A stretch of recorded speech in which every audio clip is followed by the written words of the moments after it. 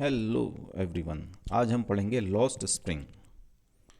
Flamingo class 12 का chapter lost spring. इसमें दो कहानियाँ हैं। तो पहली कहानी पढ़ेंगे हम, समटाइम्स आई फाइंड अ रूपी इन द गार्बेज। अनीस जंग, इसका राइटर कौन है? अनीस जंग। अनीस जंग एक लेडी हैं। She was born in Rourkela and lived at Hyderabad. तो उनका जन्म रौरकिला में हुआ था, पर वो हैदराबाद में रहे अपने मोस्ट ऑफ द टाइम।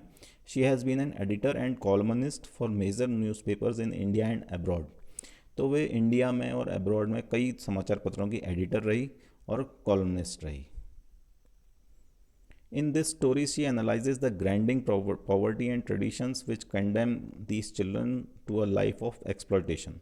तो इन कहानियों में उन्होंने क्या चीज़ दिखा रखी है कि वो गरीबी दिखा रखी है जो बच्चों को ये परिश्रम करने पे, पीसने पे, ग्राइंड होने में मजबूर कर देती हैं। और वो ट्रेडिशंस को दिखा रखा है, उन परंपराओं को दिखा रखा है जो कि इन चिल्ड्रंस की एक्सप्लॉयटेशन भरी लाइफ की, शोषण भरी ज़िंदगी के लिए जिम्मेदार हैं। So we go for the lesson.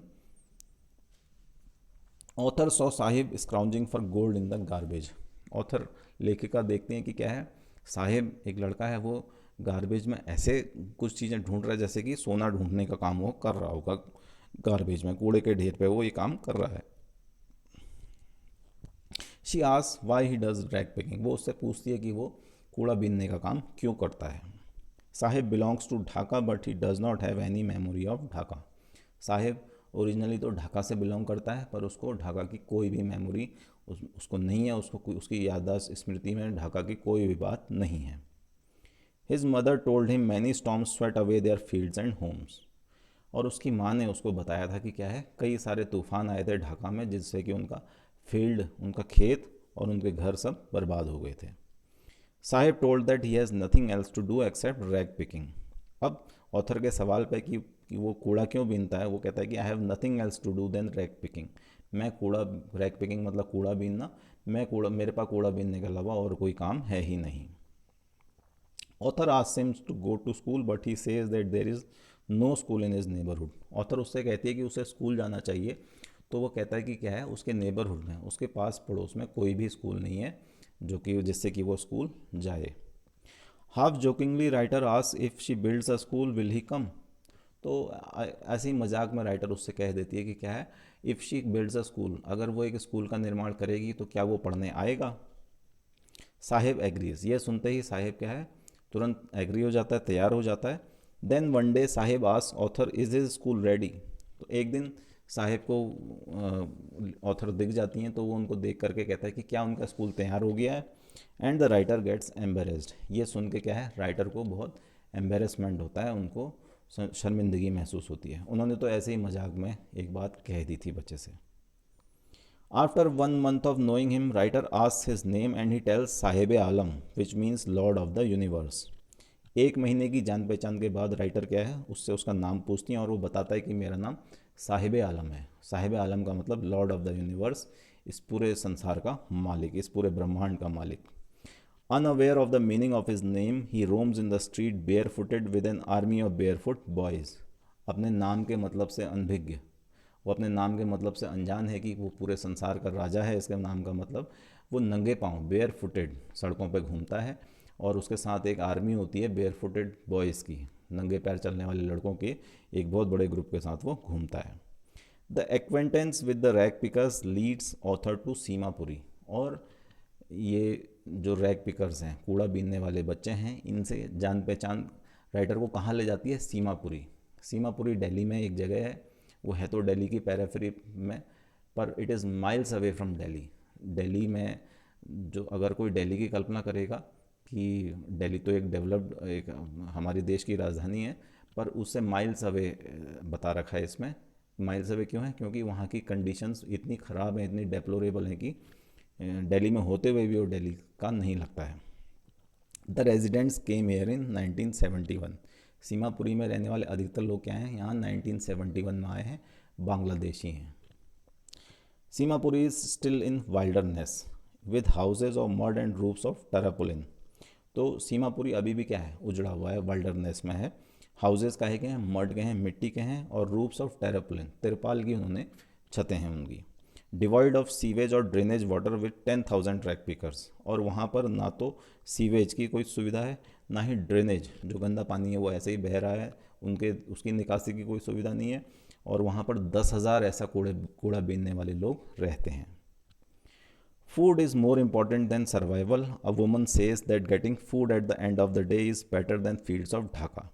तो वहाँ पर एक महिला से राइटर मिलती है, तो वो कहते हैं कि जीवन के लिए क्या है, फूड ज़्यादा ज़रूरी है, तो खाना ज़्यादा ज़रूरी है, जो कि उनको क्या है, कूड़ा बीनने के काम से मिल जाता है, और ये काम जो है better than the fields of Dhaka कहती है वो, फिर जो ढाका में उनके जो खेत थे उनसे अच्छा है ये काम, और क्योंकि उनसे उनको कोई अनाज प्राप्त नहीं होता था, the fields of Dhaka gave no grains. Rag picking means survival to them, उन लोगों के लिए रैक पिकिंग का मतलब सर्वाइवल था, उनके अस्तित्व के लिए कूड़ा बीनना, rag picking was survival for them, उनके अस्तित्व के लिए कूड़ा बीनना बहुत ज़रूरी था वहाँ पर। Sahib says that sometime he finds a rupee और 10 rupee note in the garbage, और साहिब से जब वो बात करती है तो देखिए उसकी मदर का कॉन्सेप्ट है कि उनका अस्तित्व, उनका भोजन जो है वो कूड़ा बीनने से, रैक पिकिंग से जुड़ा हुआ है। अब साहिब से जब वो कूड़ा बीनने के बारे में पूछती है तो वो कहता है कि sometimes I find a rupee और 10 rupee note in the garbage, वो कहता है कि कभी कभी मेरे को 1 रुपये या कभी 10 रुपये का नोट भी मिल जाता है। It seem that garbage is wrapped in wonder for children, और ऐसा उसे राइटर को ऐसा लगता है कि क्या है, गार्बेज जो है, ये जो कूड़ा कचरा है, करकट है, ये वंडर्स में रैप्ड है, इसके अंदर कई आश्चर्य बच्चों के लिए छुपे हुए हैं। कभी कभी जैसे उनको पैसे मिल जाते हैं, जब साहिब उसको ये बात बताता है उसकी आंखों में एक चमक आ जाती है। One winter morning writer find Sahib standing bye a fence neighbourhood club watching tennis. एक दिन राइटर क्या है, विंटर मॉर्निंग में एक जाड़े की सुबह पे राइटर देखती है कि साहिब क्या है, एक नेबरहुड में राइटर के पास में एक क्लब है, वहाँ पर वो दीवार पे खड़ा होकर अंदर, क्लब के अंदर देख रहा है। वहाँ पर उस क्लब के अंदर टेनिस का मैच होता है, and he is watching tennis inside the club. अब जब राइटर उसके पास आती है तो क्या कहता है, he says he likes the game and sometimes gatekeeper allows them to go inside and use the swing. तो राइटर को बताता है कि उसको ये गेम अच्छा लगता है, और साथ ही उसको ये भी बताता है कि कभी कभी क्या है, इस गेट का, इस क्लब का जो चौकीदार है, वो उनको, गेट कीपर है, वो उसको अंदर जाने की परमिशन देता है, and he uses the swing, और वो झूला भी झूलता है, पर अभी उसने ये गेम खेला नहीं है। Someone game him tennis shoes, और राइटर देखते कि उसने पहली बार जब मीटिंग हुई थी तो वो दे उसके क्या था, ही वॉज वेयर फुटेड, आज जो था साहिब ने क्या है, टेनिस शूज़ पहने हुए थे। It was a pair of shoes discarded by a rich boy because of a hole in it. तो वो पेयर ऑफ शूज़ क्या था, वो जूतों का जो पेयर था वो एक रिच बॉय ने, एक बहुत ही अमीर लड़के के द्वारा ठुकरा दिया गया पेयर था, जूतों का वो जोड़ा एक अमीर बच्चे ने ठुकरा दिया था, क्योंकि उसमें एक छेद हो गया था छोटा सा, पर साहिब के लिए क्या है, it was a very precious thing, उसके लिए एक बहुत ही अनमोल चीज़ थी ये। Then writer saw Sahib with a steel canister in his hand and going to milk booth. फिर राइटर एक दिन क्या है, साहिब को देखती है कि वो एक, उसके हाथ में एक स्टील कनेस्टर है और वो मिल्क बूथ पर, मिल्क बूथ क्या है, एक ऐसा बूथ जहाँ पर क्या है, पैसों से डाल के, पैसा दे करके क्या है, दूध खरीदा जाता है, तो उस बूथ पर साहिब जा रहा है, उसके हाथ में क्या है, एक स्टील का कनस्तर भी है। He tells that he is working in a tea stall and gets ₹800 and all the meals of a day. Saheb उनको बताता है कि क्या है, वो एक चाय की दुकान में अब काम करने लगा है, और उसको क्या है, ही गेट्स ₹800, उसको 800 रुपये मिलते हैं, and all the meals of a day, और दिन के जितने भी 3 टाइम का, 4 टाइम का, जो भी जितने भी टाइम का भोजन है वो सारा उसको वो टी स्टॉल का ओनर देता है।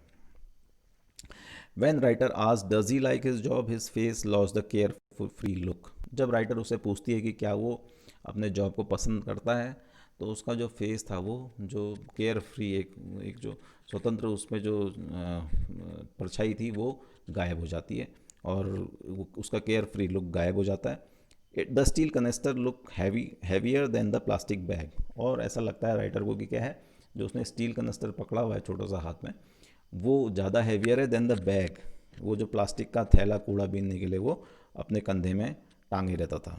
The steel canister look heavier than the plastic bag he use to carry so lightly on his shoulder. तो वो बड़ा सा प्लास्टिक का बैग तो वो बहुत ही आराम से कंधे पर ले जाता था, पर ये कनेस्टर राइटर को भारी मालूम पड़ रहा था। क्यों? Because Sahib did not like this job, उसको ये काम अच्छा नहीं लगता था। Why he did not like the job, earlier Sahib was his own master but not now, पहले साहिब क्या था, अपना खुद का मालिक था, पर नॉट नाउ, पर अब ऐसा नहीं था, अब वो क्या है, टी स्टॉल ओनर के अंडर में काम करता था, उसकी स्वतंत्रता छिन गई थी. So this was the lesson lost spring. Thank you.